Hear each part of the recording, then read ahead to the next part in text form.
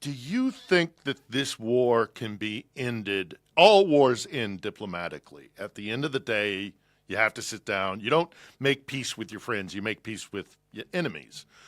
Do you think that this war can be ended anytime soon in the diplomatic sphere, or is this got to be more fighting? It's hard at the moment now to see an early diplomatic solution, in part, as I said earlier, because I think the Trump administration has mishandled its effort to mediate. Now, if the Trump administration embraced my proposals, applied more pressure, more leverage on Moscow, I'm not going to say that would guarantee a different Russian approach, but I think it would greatly increase the prospects that the Kremlin might alter its course and you might be able to get a just and durable settlement. But I think on the current course, the administration is not using the leverage it has with Moscow, and the Russians are not prepared to move. So I fear the war is going to continue.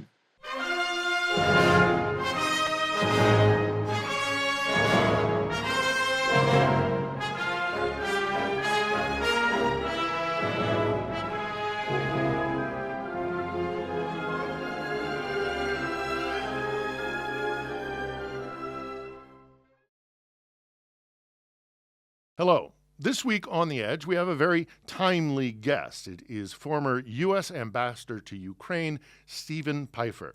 And he was here posted to Kyiv from 1998 to 2000. But throughout his storied career, he held a number of different positions and offices all around Europe, and in particular, the former Soviet Union. So he really knows his stuff. And now I say timely because this also comes in a week where we did see some very minor movement on the diplomatic stage, not as much as perhaps some folks would have originally hoped, but baby steps. That is a topic of discussion, but also we have a number of other topics that we discuss in kind of a bigger picture framework.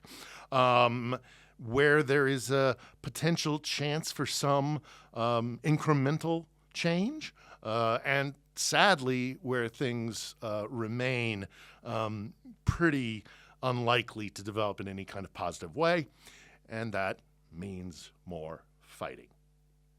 Regardless, as I say, this is a chance to talk to somebody with a great deal of experience, and I am sure that you will find something in it new, interesting, and informative. So, Ambassador Steve Pifer, thank you very much for joining us at On the Edge.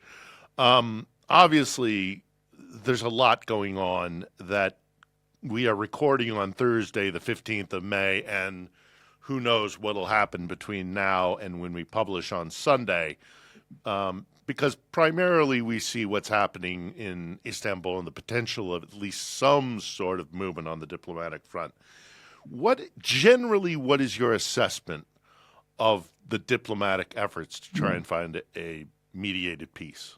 Well, I think what we've seen over the last 5 or 6 days suggests that the Russians are still playing games and not really serious about a negotiated effort to end the war. So on Saturday, President Zelensky met with the leaders of France, Germany, Britain, and Poland, and they came out with a proposal for an immediate ceasefire to then be followed by negotiations, and also the threat that if there was no Russian agreement to a ceasefire, that there would be enhanced Western sanctions.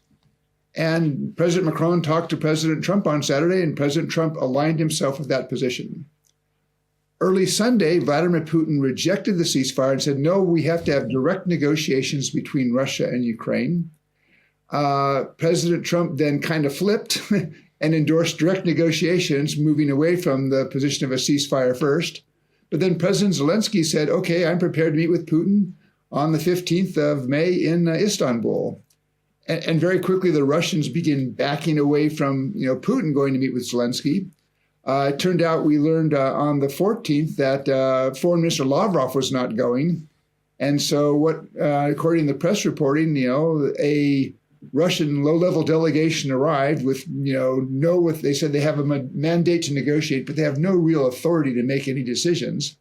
And so I think the Ukrainians are meeting with that group, but my expectations that they'll achieve anything are just about zero. But what I would like to Well, see, it's kind of the modus operandi of the Russians to do this kind of stuff. I've seen it. I've been yeah, covering the region for almost 30 years now. It's yeah, kind of what they do.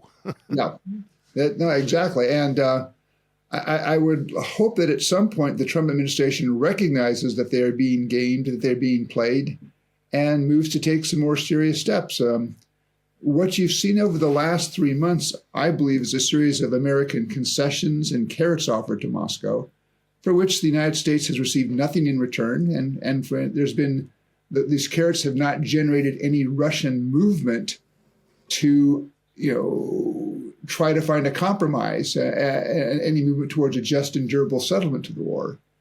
And so it's actually long past time for the United States to provide some sticks. And President Trump has substantial leverage that he could use to press Moscow were he to choose to use it. So far, he's chosen not to do so. That's a mistake. Yeah, I'm going to jump to a different question because that leads me right into it. Is why do you think it is that the Trump administration seems to have this preferential stance towards Vladimir Putin's Russia and seems to be, and in some ways quite publicly, demonstrably against Ukraine and Zelensky, or at least, they don't. They seem to appreciate the Kremlin more than they do Zelensky. I don't know why that is. Do you? I wish I fully understood it myself. I mean, I think we have seen that traditionally over the last 10 years, Trump likes strongmen. He admires Putin. I think he looks at he's a strong guy. I think Zelensky labors under a Trump perception. Remember, Trump's first impeachment resulted from Trump's effort to extort Zelensky. Zelensky did not cave into that. But I think in some sense, maybe Trump holds Zelensky responsible for that impeachment. There's only one geopolitical theory that I've heard that makes sense for what the administration is trying to do. And it's been hinted at a couple of times by Secretary of State Marco Rubio. And this is this idea that if the United States now throws Ukraine under the bus, cuts support to Ukraine, cuts Ukraine loose, and then takes a big step back away from Europe, that somehow Trump can cultivate a relationship with Putin and pry Putin away from the Chinese and Chinese President Xi. If that's the case, it is based on a badly flawed misunderstanding of Russia's dependency on China and a badly flawed misunderstanding of the relationship between Putin and Xi.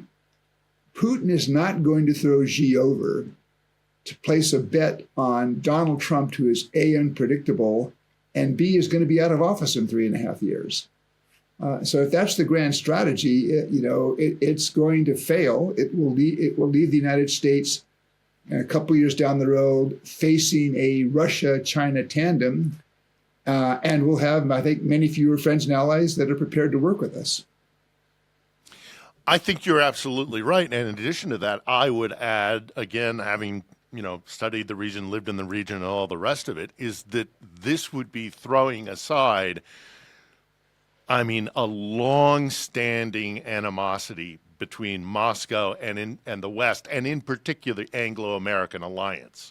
They really see us as their primary enemy or competitor on the global stage. So to think that suddenly they would transition from China to this new world where they have a friendly relationship with America, who they openly loathe, I think is not true, is not realistic. And that leads me to my other question, because you mentioned Secretary of State Rubio, and he's one of the few people on the diplomatic stage from the United States that seems to have any real chops in this. And even then, he's never lived in the region. He doesn't speak the language. You've got Keith Kellogg, who has a long-standing, connection kind of because of his military experience. But aside from that, we get guys like, Steve Witkoff, who's a property developer. What has happened, Mr. Ambassador? What has happened to our Russia bench? Where are the Fiona Hills? Yeah. Where are the Maria Ivanoviches? It's been swept, it seems to me. No, I actually think if you look down at the State Department at the level of the Russia desk, if you looked at the intelligence community, you're going to find a lot of expertise on Russia. But thus far, the Trump administration has chosen not to use it. So when Mr. Witkoff goes to Moscow, by all appearances, there's nobody with him. Does he have Russian expertise with him? I don't think so. Does he meet with the embassy before he goes and sees Putin? I don't think so. It looks like the interpreter that he uses is not provided by the American side, it's provided by the Russians. And so I think Mr. Witkoff gets caught up in this kind of this gaga moment because he's meeting with Putin. Putin plays him, and it's pretty clear that Witkoff really doesn't understand the region. So go back to that Tucker Carlson interview when Witkoff came back and said, well, that those areas occupied by the Russians, really, they're pro-Russian on the basis of the referenda that the Russians conducted in September of 2022, and because they speak Russian. I spent 3 years in Ukraine. There are a lot of Ukrainians, including ethnic Ukrainians, who use Russian as their first language. One is this guy named Volodymyr Zelensky, who happens to be the president of Ukraine. The fact that you speak Russian does not mean that you want to be a Russian or part of Russia. Moreover, the referenda that were conducted back in September 22 were just bogus. Nobody took them seriously. I mean, there's video you can find online of mobile ballot boxes going to apartments, going door to door to get people to vote on a referendum saying, do you want to join Russia? And these guys are accompanied by people with heavy machine guns.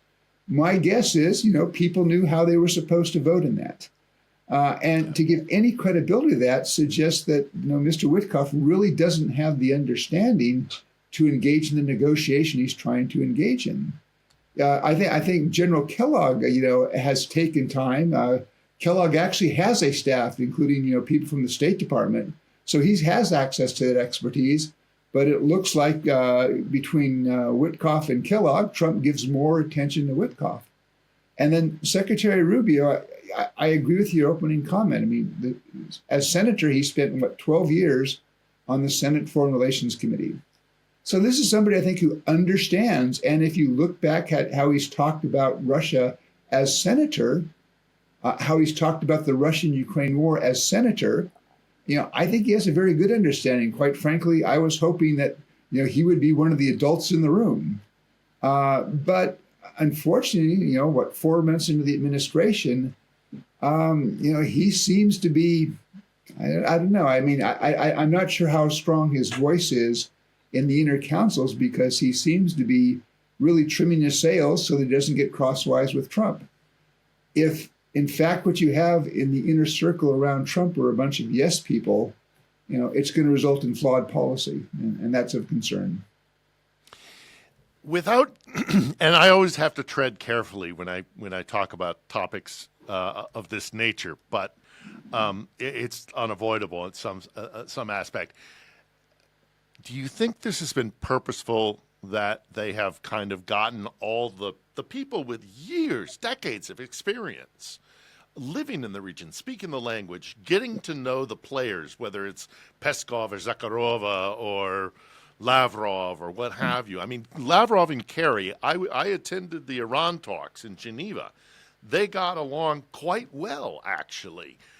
But it seems on the American side that the Trump administration has repeatedly kind of eliminated expertise when it comes to leadership in Russian kind of diplomacy. Why do you think that has been, and how concerned are you that there aren't any experts in the room? Well, again, I think if the administration chose, it has that expertise. I mean, you've got people on the Russia desk at State. You've got people serving in other embassies who spent time in Moscow. You've got people in the intelligence community, analysts of the CIA and other places that have spent years, if not decades, working on Russia. The question is, does the senior leadership, does the president, does the Secretary of State, does the National Security Advisor, of course now the National Security Advisor and the Secretary of State are one and the same, do they choose to draw on that expertise? And again, we have a lot of reporting from Mr. Trump's first term in office that he doesn't like to take briefings, that he really goes with his bet. So I think the expertise is there. There are people in the government who are very smart about Russia, who understand what the Russians are trying to do. But if nobody asks them the question and no one listens to them, that expertise is not useful. Sadly, yes, Yeah. I would agree with you there. Of course, one of the other consequences of if the Russians run rings around them and if they can't seem to make any success, they the team that's been assembled to deal with diplomacy has indicated that they would walk away. They just walk away. This Yeah. is nobody's willing to play nice. We can't make any headway. We're walking away. What would the consequences be if the U.S. just said too difficult? We're walking away. Well, I mean, let's be clear. That would be a failure of Mr. Trump's, one of his big first initiatives. He talked about he could end the war in 24 hours. That suggested he didn't understand how complex the war was. But in February, he began to sort of roll out this strategy. Now, I would argue that, he's rolled out a strategy that is going to fail because he has not used the leverage that he has. The string of carrots, concessions, and gifts to Russia have not generated any Russian movement on terms of issues of interest to the United States. They've not generated any Russian movement in terms of a more accommodating position in trying to find a just and durable settlement to the war. But the president also has sticks. He could ask Congress for $30 billion for more military assistance to Ukraine. He could launch an effort working with the Europeans and other allies to close the sanction loopholes that have made the sanctions that have been applied over the last few years less effective than they could and should have been. He could ask the G7 and the Europeans to work with the United States to seize the frozen Russian central bank assets and convert that into a fund for Ukraine. I mean, $300 billion, that would keep Ukraine going and meet its military needs and the needs of keeping the government going for 5 or 6 years. All of those steps would signal to the Kremlin that if you do not negotiate seriously to find a real end to this war and you continue fighting, the cost in military terms, economic terms, political terms are going to be high and they are going to escalate. And that would, I hope, give the Kremlin an incentive to consider a change in course. But Trump has done none of that. And by virtue of that, I think he's basically set his mediation effort on a course to fail. Yeah, we find common ground there. I see the same concerns. But let me ask you this. When it comes to the participants in the actual fighting, so the Ukrainian side and the Russian side, where do you see red lines that are intangible, that either Kyiv or Moscow is just never going to accept? And where do you think there's room for either the Europeans or the Americans to bring common ground? Yeah. Well, I think the Ukrainian position, I believe, has evolved in a pretty significant way. So if you go back 2 years ago, the Ukrainian position was Russia has to withdraw from all Ukrainian territory. What President Zelensky is now prepared to do is accept a ceasefire in place, which means at least for some temporary period, he's prepared to accept Russian occupation of about 19% of Ukraine. And he's also said he's prepared to agree that Ukraine would not use military force to try to recover that territory. I think that's a pretty major concession.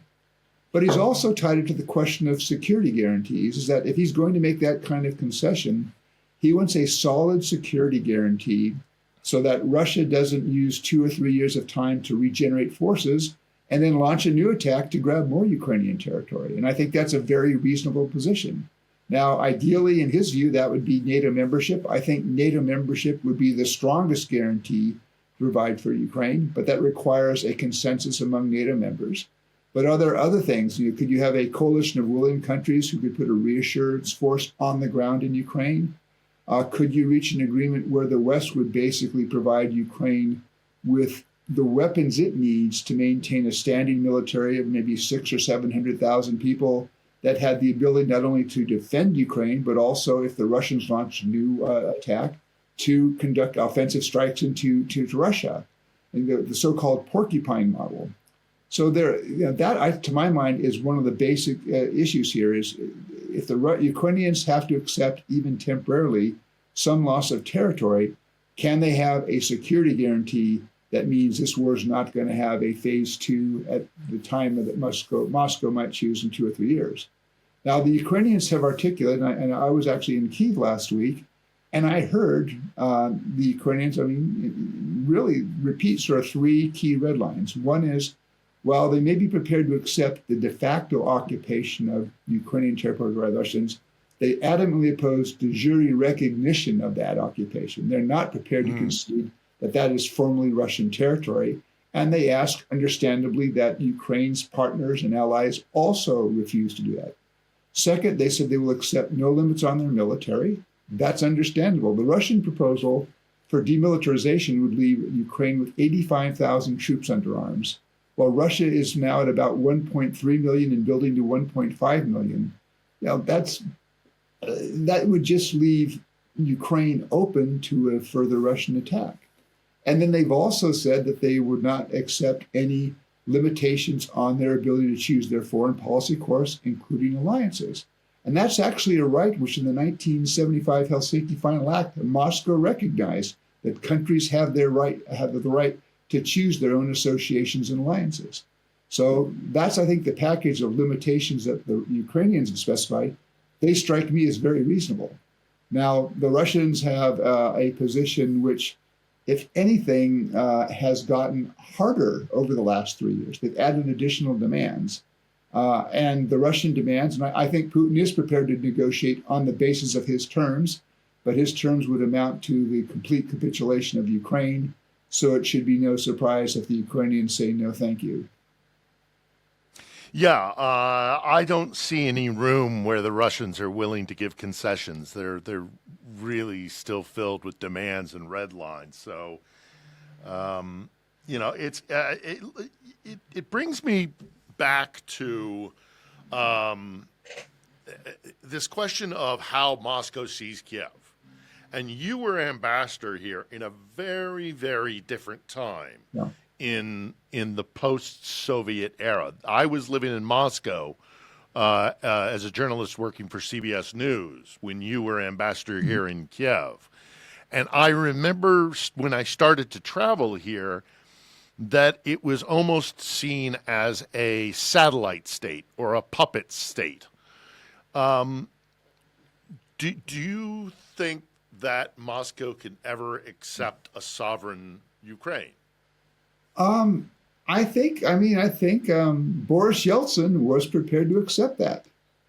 Vladimir Putin brings a very different approach. You go back, 4 years ago, the essay that Putin published. Putin fundamentally does not accept the right of Ukraine to exist as a sovereign and independent state. He doesn't see Ukrainians as a different nationality. They're just wayward Russians. The Ukrainians obviously have a much stronger or very different view. And I think it's been made pretty clear that Ukrainians want to chart their own course. It was interesting, when I served in Kyiv back at the end of the 1990s, first of all, while the relations between Moscow and Kyiv had problems, Moscow had agreed 3 or 4 times in the course of the 1990s to accept and recognize Ukraine as a sovereign independent state within the borders that Ukraine had when the Soviet Union collapsed in 1991. That was in the Budapest Memorandum. It was in the big bilateral treaty between Moscow and Ukraine in 1997. It was in other international commitments that the Russians made. Vladimir Putin just threw all of that over. And again, I think there was really a change with Putin that I think what we're now seeing as that Putin really has this neo-imperialist streak, where what he's trying to do is recover parts of the Russian Empire that were lost in 1991 when the Soviet Union collapsed. This is really which he calls the greatest catastrophe of the 20th century. Right. I think most historians would disagree with that. Yes. We have had the great pleasure of speaking with Volodymyr Yelchenko on our program here at On the Edge in Kyiv, who was the last Ukrainian ambassador to Moscow before the 2014 annexation. His position is that, now call it Russia Empire, call it Vladimir Putin, whatever you like, but his, sadly, as a diplomat, and perhaps you'll share the sentiment, he was saddened to have to make the admission that this probably was, this war was unavoidable, which is very different than what Trump says repeatedly. This war would never have happened had I been president. Given the history of the two nations, given the complexities, do you side with Ambassador Yelchenko saying this was always going to come to a head with conflict, or do you think this could have been avoided? One of the interesting things to me, and one of the ironies, go back to 2013. In 2013, you had Viktor Yanukovych as president. People called him pro-Russian. I actually think Yanukovych was pro-Yanukovych, but it led him to adopt policies that generally were favorable towards Russia. But in 2013, Yanukovych didn't want to bring Ukraine into NATO. He didn't, want a membership action plan. Polls showed that, NATO was not a high priority for most Ukrainians. But Yanukovych and the Ukrainian people, though, did want to bring Ukraine closer to the European Union. And so you had this negotiation of an association agreement. In 2013, that agreement was ready for signature. And literally, 8 or 9 days before Yanukovych was supposed to sign it, under pressure from the Russians, Yanukovych says, I'm not going to sign this. That began the Maidan Revolution. So if you look at all those events, it was really started by the Russian decision to pressure the Ukrainian president not to sign an association agreement with the European Union. And then with Russia's seizure of Crimea, just look at the polls. Ukrainian interest in NATO just goes higher, higher, higher, and higher. And so I think there were really probably three reasons why in 2022 the Kremlin launched an all-out invasion of Ukraine. One was concern in the Kremlin that Ukraine was moving perhaps irretrievably out of Moscow's orbit towards the West. I think it was more in focus at that point on Ukraine's relationship with the European Union. Now, the irony here is, nothing is done more than Russian policy of the last 12 or 15 years to push Ukraine away from Russia and towards the West. The second factor was concern in the Kremlin that a stable, independent, democratic, successful Ukraine, that was a nightmare for the Kremlin, because that's the kind of Ukraine that causes the Russian people to say, why can't we have the same political voice, the same democratic rights that Ukrainians have? And for the Kremlin, job number one is regime preservation. But the third factor, and I think by far the biggest factor, is Vladimir Putin, who has a distorted view of history, and again, I think is embarked on a neo-imperialist course to regain parts of the Russian Empire that were lost.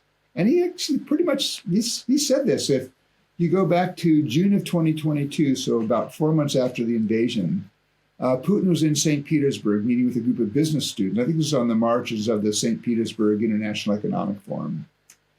And one of the students says, well, Peter the Great conquered the Baltic states. And Putin says, no. Peter the Great didn't conquer the Baltic states. Peter the Great recovered historic Russian territory. And then Putin went on to compare himself to Peter the Great. What we're doing in Ukraine is recovering historic Russian territory.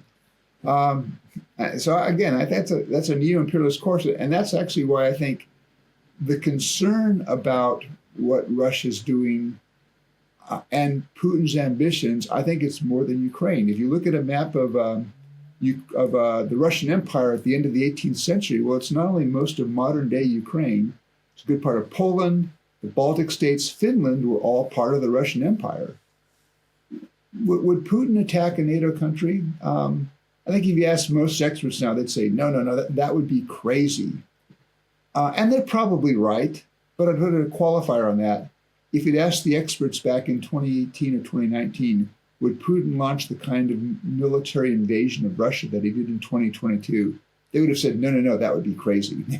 It's a risk to underestimate Mr. Putin's ambitions, particularly when there's somebody here who's demonstrated, as I think we now see in 2022, he is capable of gross miscalculations. Well, and he does seem to act out of a sense of grievance and a sense, he repeatedly says that Russia has no borders in the sense that it is its destiny to keep expanding. I have oftentimes said, and I'd like to get your response to this, whether you see any agreement with it. Despite all the protestations of those who say that Russia was provoked into this war because NATO kept expanding eastward, my response to that is no. As soon as they could get away from living under the thumb of Moscow, the East went fleeing west to the protection of NATO. I wonder what your response is to both the criticism that we expanded NATO and my assessment that it was rather the countries that had lived under Moscow that went fleeing west. Yeah, I actually think historically, I don't think that case holds any water. I mean, I worked in the Clinton White House back in the mid-1990s. Which the expansion of NATO east or the Western or the Eastern nations running away from Moscow? No, the Russian case that this is all about NATO expanding as a threat to Russia. President Clinton, I mean, he wanted to enlarge NATO, but he also wanted to build a cooperative long-term relationship with Russia. So in parallel with our efforts to enlarge NATO, we also set about to try to build a NATO-Russia relationship and a NATO-Ukraine relationship. If you go back to the 1997 Founding Act that established the relationship between NATO and Russia, it had a couple important things in there. One, it said on the military side, because NATO was trying to make enlargement as painless as possible for Russia, it said there's no intention, no plan, no reason to place nuclear weapons on the territory of countries that enter NATO after 1997.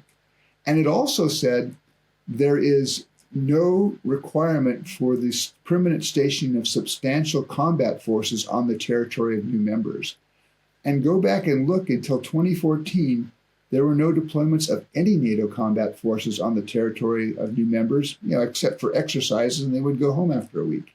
It changed in 2014 after Russia seized Crimea, and then NATO began, I think, in 2015, deploying small multinational battalions, about 1,000 to 1,500 troops in Poland and the 3 Baltic states as a reassurance force. But that was a direct response to Russia's decision to use military force against Ukraine. Go back to 2002. Putin in 2002 meets with NATO leaders in Rome and agrees to reinvigorate the NATO-Russia relationship to give it a deeper quality, new meaning. And he doesn't say a thing about enlargement, even though we had to know that 6 months later in Prague, NATO leaders were going to meet again, and they were going to invite additional countries to join the alliance, quite probably including the Baltic states. That wasn't a problem for him. Also in 2002, when he met with Kuchma, he says, the relationship between NATO and Ukraine, that's up for Kuchma to decide. That's none of our business. So you had this position, and I think at the base, Putin does not fear a NATO attack. And the evidence I would offer is that in the last 2 and 3 years, the Finns and the Norwegians, 2 members of NATO, report that along their border, the Russian military has reduced its presence by 80%. And that's along a border, Kola Peninsula. It's pretty valuable military real estate. Putin does not fear a NATO attack, but he doesn't like NATO because he sees NATO as a constraint on his ambition to restore Russian influence and even physical control in the post-Soviet space and in Eastern Europe. But, again, there's just this idea, and if you go back to 2021, there was at that point no real enthusiasm within NATO to put Ukraine on a membership track. There was a cooperative relationship, but people weren't saying we should bring Ukraine in. And part of that, I think, was some NATO members were inclined to say, okay, that's a difficult issue for the Russians. And I think Putin understood that. I mean, he didn't, then he really ought to be questioning the capabilities of his intelligence community and his diplomats. Ironically, I think actually what you've seen in the last 3 years is support within NATO for bringing Ukraine into the alliance has grown. in part because there's a recognition that if you want to have a stable and secure Europe, you're going to have a hard time doing that if you don't have a stable and secure Ukraine. But again, that's been something that's resulted from Putin's aggression, not the other way around as he tries to portray it. And another thing that I try to impress upon my audience oftentimes is that talk of an expansionist Russia that is successful in suppressing Ukraine, however that turns out. The idea that there would be Russian paratroopers in Gdansk, or tanks rolling down the Champs-Élysées, or Russian warships taking port in Liverpool. Yeah. It's not about an actual military presence that a resurgent Russia would be problematic. It's the threat and the exertion of power onto Western Europe, maybe not militarily, but constantly with the threat of. How much pause for concern do you have about the stability of Europe if Moscow is the whatever success means for Russia? Yeah. What does that mean for Europe? Yeah, I think if Russia prevails in Ukraine, if it either wins on the battlefield or if it wins as a result of a shoddy deal, I think the Russian threat with an emboldened Vladimir Putin to Europe is going to be greater, and that threat to American interests is going to be greater. Now, one of the things, though, I think is a little bit heartening, though, is Europe seems, perhaps more than the Trump administration, to, I think, now correctly understand that there is a real threat in Russia. And that is, as much as we would like to sort of think, the Cold War's over, we could live in a reasonably stable relationship, there has to be more attention to sort of traditional defense. So if you go back to 2014, after the Russians seized Crimea, NATO leaders agreed that they would set a target by 2024 of each country dedicating about 2% of its gross domestic product to defense. And in 2024, last year, probably 3/4 of NATO allies met that standard. Well, the alliance will have another summit in June, and the talk now is that target needs to be raised to 3 to 3.5%. And you're seeing, I think in the Baltic states, they're all aiming for 4 to 5%. Poland's close to 5%. The Germans, who always had kind of this, because of the constitutional restrictions, had limits on how much that they could go into deficit in their budget, basically have said, okay, they've passed a law now that says defense spending above 1% of gross domestic product won't be counted. So I think you're now seeing more serious moves by Europe to increase their defenses, and that's a direct result of concerns about Russia. What I think, though, also is that what Ukraine is doing is Ukraine, of course, is defending itself, and that's first and foremost the Ukrainian objective, but they're also providing time for Europe to build up its military strength so that it can resist Russia, even if, for example, the Trump administration decides to pull back somewhat from Europe. And I also hope that there's a recognition there that if you look at countries other than Russia, who has the largest, most experienced military in Europe, and it's Ukraine. And that seems to me that by leaps and bounds, yes. That combination. I think from Europe's point of view, keeping that military as part of Europe is an important thing. And it's actually a good step for European defense, which is why I believe you're now seeing European countries be more supportive of Ukraine. This, by the way, is something I would not have predicted back in 2022. I know when initial steps were taken to support Ukraine, one of the questions that my colleagues at Stanford were talking about were, how long will Europe be prepared to do this? I would not have predicted in February of 2022 that in May of 2025, it would be clear that Europe is committed to helping Ukraine, and the real doubts are about the American commitment to continue supporting Ukraine is there. This is obviously something, This is obviously something, pardon me, that I was very, looking forward to discussing with you is what does it mean for NATO if the overt statements that have been coming out of the Trump administration about an intended withdrawal from Europe, from NATO. What does this mean for NATO, and what does it mean for American alliance? Yeah. Well, I mean, I think the good news is that that withdrawal hasn't happened yet, and that there are other voices in the administration say that the United States remains committed. Although I still have a question in my mind about President Trump's commitment to NATO. I'm not sure I have a lot of confidence that will continue. Hopefully it will, because I think actually for the United States, having that transatlantic security organization, that's in the American interest. I mean, allies are useful. And I spent 3 years working on the NATO desk at the State Department. Allies can be difficult to deal with. But I think it was General Mattis who said that the only thing worse than going to war without allies is the only thing worse than going to war with allies is going to war without allies. Allies they give us access. I mean, the United States had, a huge drawdown from 300,000 military personnel in Europe at the end of the Cold War to about 70 to 80,000. But most of those, a large portion of those forces in Europe over the last 20 years weren't in Europe. They were supporting American military operations in the Middle East and Afghanistan. Mm-hmm. Allies provide troops, so both Gulf Wars, there were allies alongside the United States fighting. It was not just an American operation. Allies provide legitimacy. If we have allies supporting us, it's not just the American cowboy doing something. And I don't think Mr. Trump understands any of this. And he talks about it's all about defense. And I agree with him that allies need to do more for their own defense. But you take Afghanistan. We lost 2,400 Americans in 20 years of fighting in Afghanistan. What doesn't get a lot of attention in the United States is 1,000 soldiers from NATO countries died alongside those 2,400 Americans.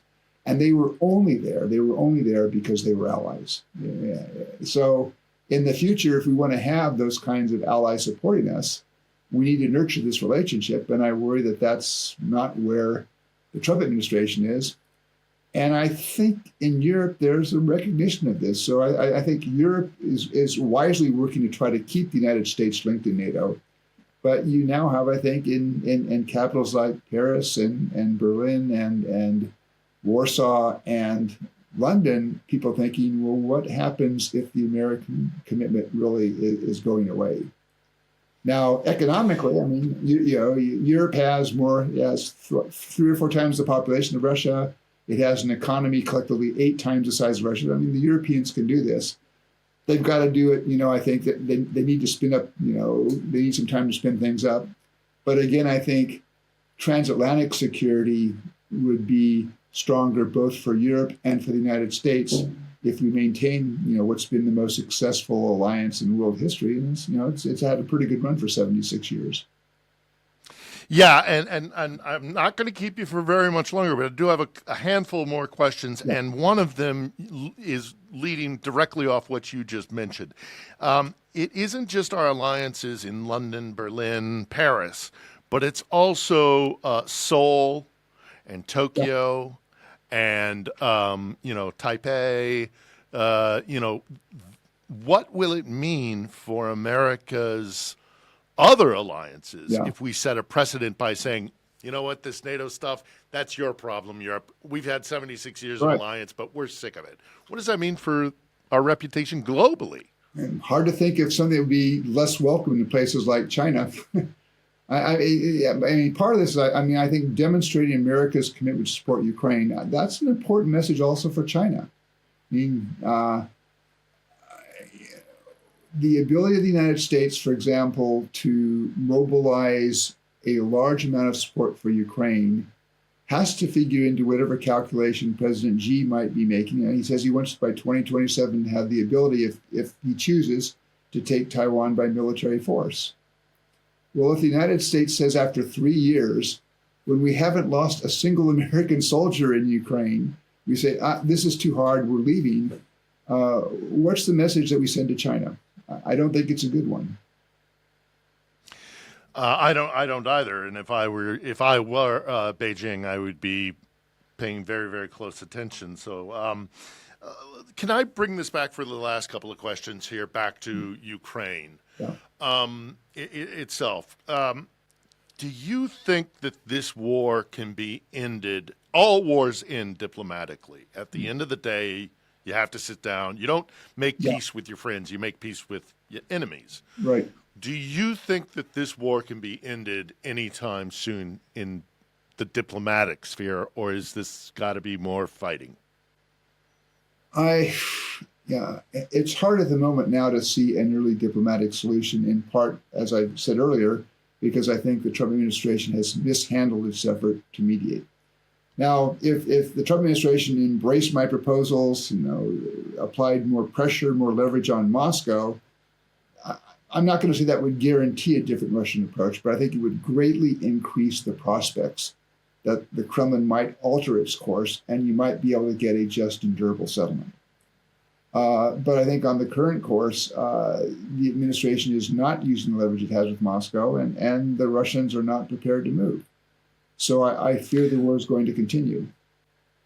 And Aside from those sanctions that you mentioned, what other you've often said in our discussion here, the carrot and stick approach. yeah, What can we do when it comes to Russia, who does seem to be the one intent on continuing military efforts here?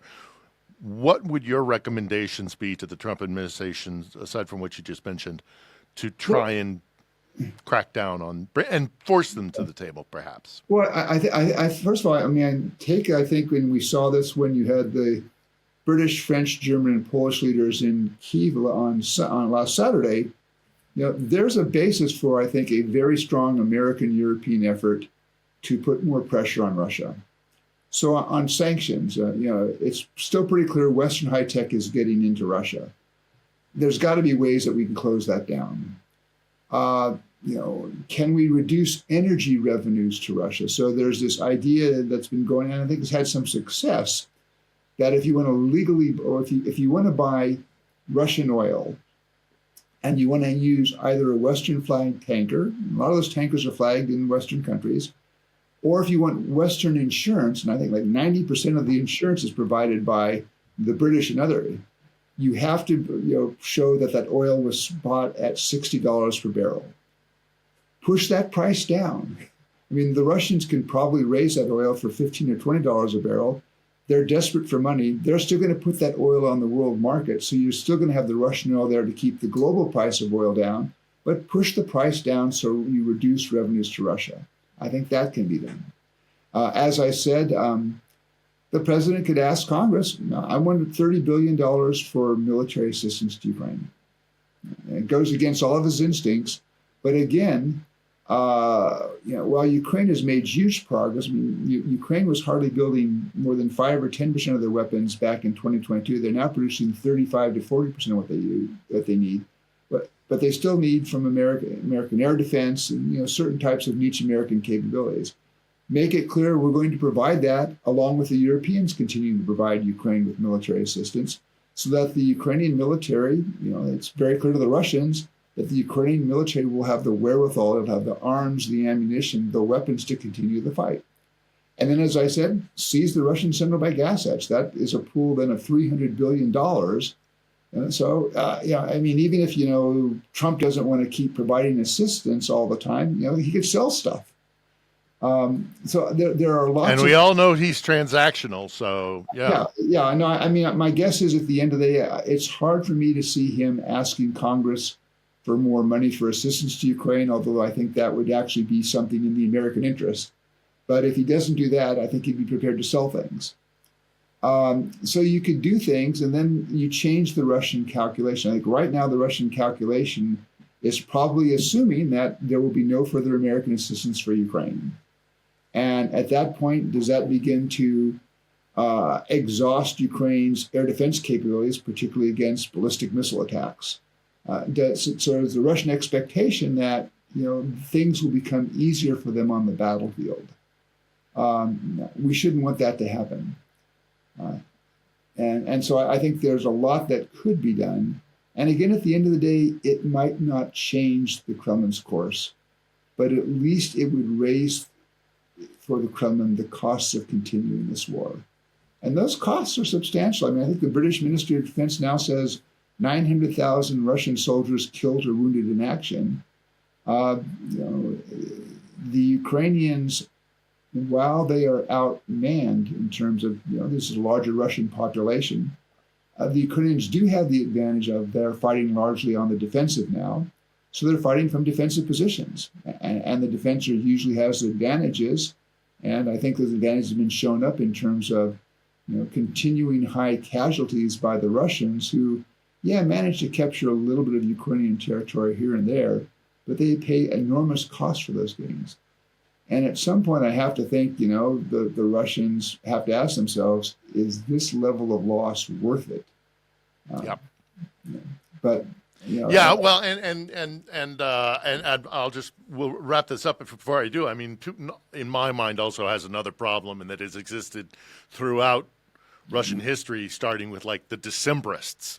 When a large armed force returns home, oftentimes after a Pyrrhic victory or a loss, it doesn't end well for the Tsar or for whoever's in power in the Kremlin. So I think he's got that on his mind. And so now I'm gonna ask you my last question. And again, I am extremely grateful for your time, and thank you so much for speaking to my audience, because this is the whole intent of what we're doing here at this studio, is to try and keep Ukraine on people's minds and to have discussions that maybe in topics that they hadn't talked about before. So here's the last question, and it's the question every single guest absolutely hates to be asked, because no one has a crystal ball.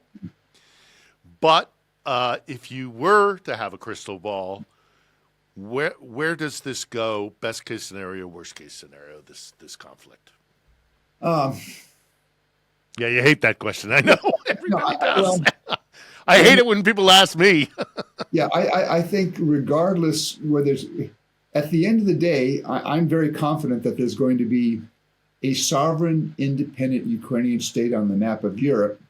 And the territory that it controls is going to be much larger than the rump state the Russians intended to leave behind when they launched the invasion in 2022. I mean, I think the Ukrainians have just shown, their readiness to defend that. That maybe that's a situation after, unfortunately, it might be months more or years more of fighting. But I don't think Ukraine disappears. I don't think the Russians have shown that they do not have the capability to capture all of Ukraine, or to capture maybe even much more of Ukraine.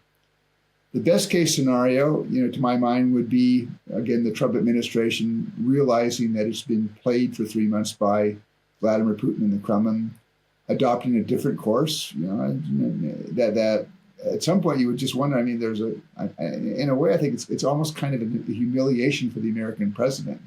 Does he realize that he is being played like this, and then does he snap back and say, well, then I'm going to do what I would consider the right thing and continue to support Ukraine? And again, if there's the right combination of continued Ukrainian resilience, supported by the West, supported by continued weapons support for Ukraine, and supported by increased sanctions, increased pressure on the Russians, the best case would be that at some point, the Kremlin concludes this war is just not worth it. Let's adopt a more reasonable approach, and then maybe you could work out some kind of a settlement. And worst case scenario? No, the worst case scenario is the war continues on for some time to come. But as I said, I think at the end of the day, Ukraine might lose a bit more territory, but I think there still is a sovereign, independent Ukrainian state on the map of Europe. I think which includes Kyiv and which includes Odessa and therefore the Black Sea. I agree with you. It includes more than that. Much more than that. Hopefully, But for Russia's strategic aims to be met at the cost of over 1 million casualties, to not regain dominion of the Black Sea. And, Sevastopol will never be safe as long as Odessa is Ukraine. So and my understanding right now is that Russians are continuing to lose casualties at the rate that they were losing in 20 or 1,500 a day. And roughly a third of those, killed in action. That's 15,000, Russian soldiers killed in action a month. Now, at some point, they've got to say, is this really worth it for grinding out and capturing a few more square kilometers of Ukrainian territory? I would like to see the Russians come to that conclusion sooner rather than later. And again, if there's the right Western approach and the right American approach, we can help Moscow come to that conclusion sooner than later.